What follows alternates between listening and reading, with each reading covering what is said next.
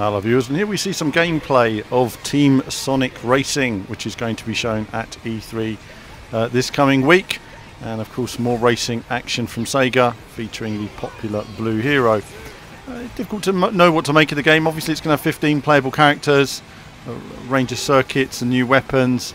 It's going to have a mode where you can obviously design your own skins for the cars and interactivity. It's going to have a co-op mode and 4-player split screens, probably similar to what you sort of see there.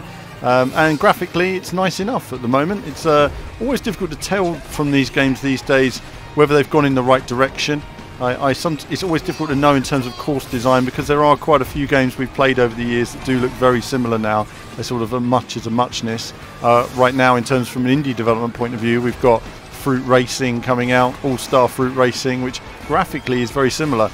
So I think it shows how close some of the indie titles have got in terms of where they are, and I suppose what more we can expect to see from Sonic in terms of, really this should be a almost direct competitor for Mario Kart in many ways. You know, you've got the characters and the worlds to work with. What's the best style of racing?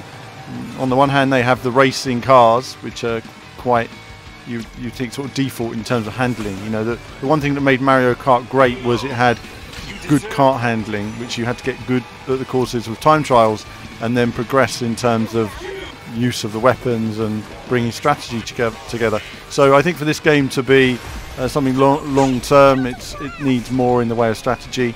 And it's a very competitive market, this whole sort of dare I say it, kiddie karting market in a way. But I can't help but wish sometimes we had a little bit more in the way of old school strategy in terms of how you play some of these games. It's the thing that made them great was the approach to driving and weapon selection that really made it more about skill and less about random luck, even though there's always a bit of random luck, because there was always that chance that you could get, say in Mario Kart, a lightning bolt at the last second and win the race. But you could still drive your way around a lot of things. Either way, very pretty environments, and it's coming along nicely at this stage, and we look forward to getting some footage this coming week. We're going to have our man on the ground at E3, and he'll be doing his best to get as much footage for you guys as possible, and I look forward to seeing the nuances of the game, how it's coming together, and perhaps some of the other environments as well.